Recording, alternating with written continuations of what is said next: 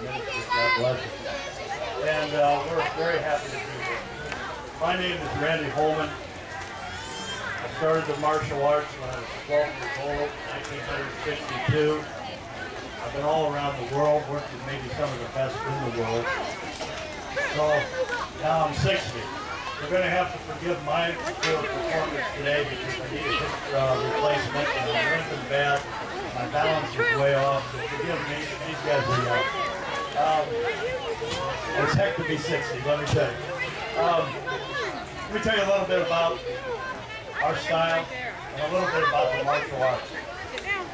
There are many different styles of the martial arts. There may be 162 styles of Kempo Karate and 64 styles of regular Karate.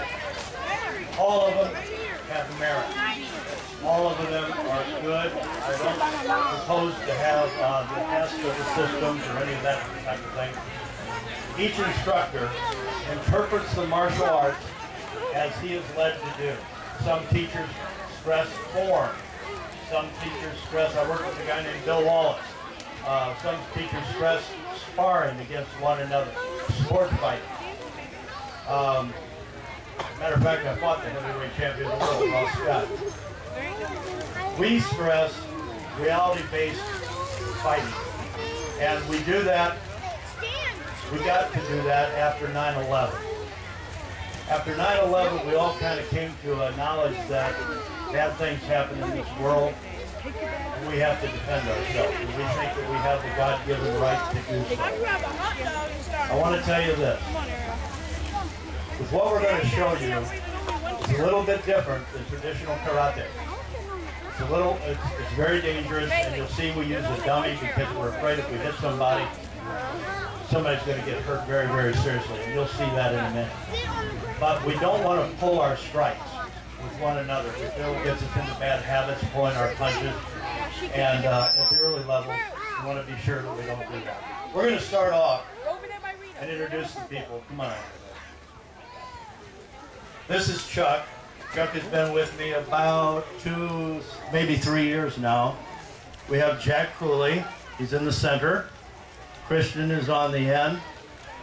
Greg is in right behind Chuck here. All these are my students. They come once a week. So it's all the time I have to teach them right now. I wish we could do it more. We're going to start off and show you just a basic form. Now, in my style of karate, or Kempo, there truly are no forms. There are no kata. But we have developed a couple little short forms to teach them their movements. All right, why don't we line up?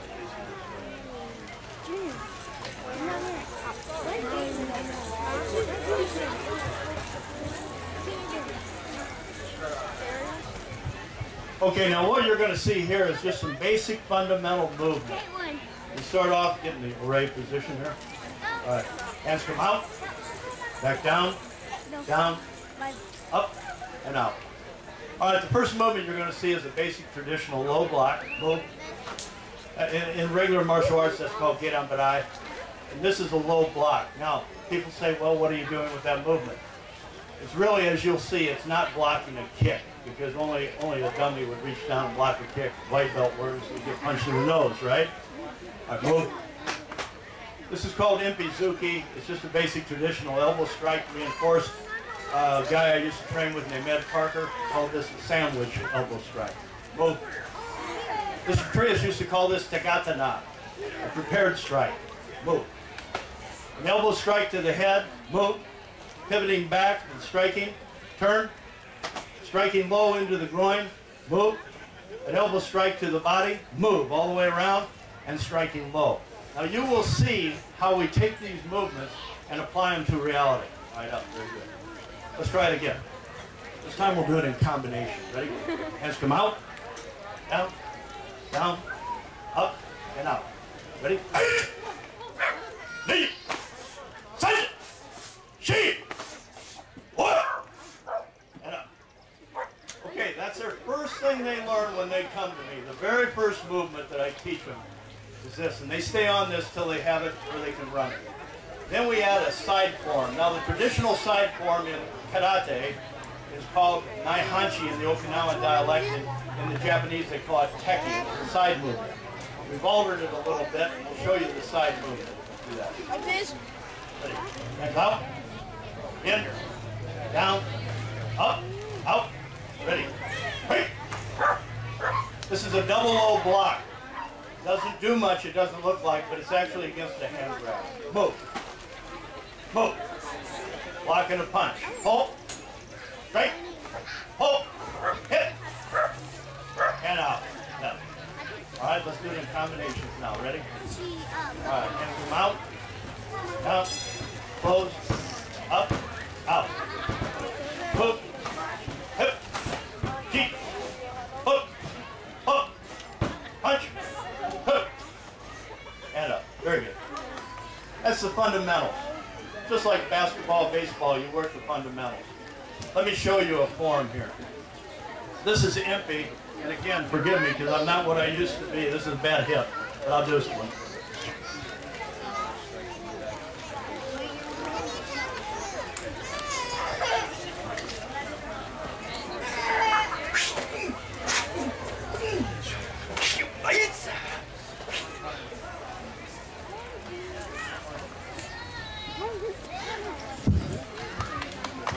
That's our fundamental form that we teach. Now, I'll show you how you use this stuff. Bring the dummy out.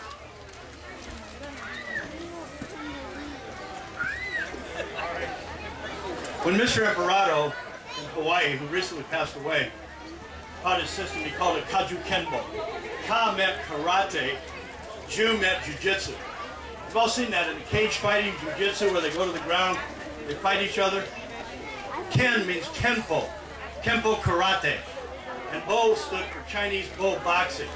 Now the American, when he turns left side forward, he's adept at boxing. Dad taught him that years ago. We're going to show you this.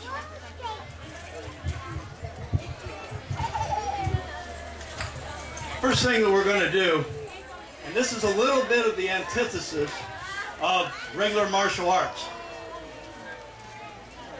A long time ago, I was in a Green Beret team, a long time ago, 68. And one thing we learned is he who hits first usually wins the fight. And the Marine Corps is now teaching our stuff, and so are the SEALs. I'm going to show you the basic fundamental movement. I'm going to start off with eye snap, jab, punch. This will be a simple, you know you're in trouble, you're going to hit him, you're going to eye strike him and punch him twice. That's all there is to it. Just an eye snap and a jab and a cross. Real simple, real fundamental. Very good. Now when you do this movement, what we want them to do is to learn to cover and look in all directions.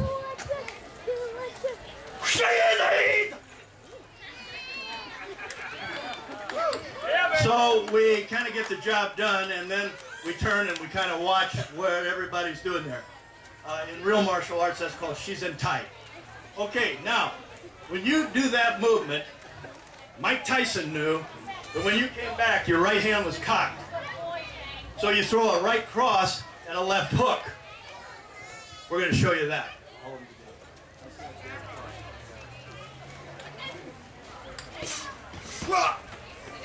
So he's throwing an eye strike, a jab, a cross, and then a hook.